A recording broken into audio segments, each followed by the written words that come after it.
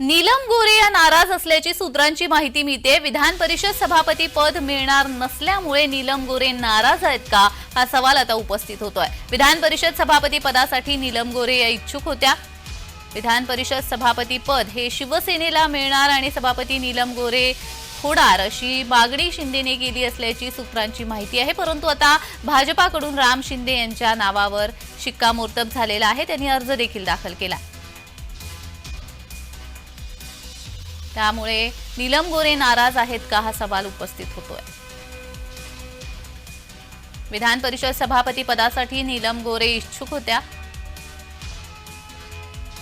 मात्र भाजपाकडून आता राम शिंदे यांचं नाम समोर आल्यामुळे त्या नाराज असल्याचं समजतंय।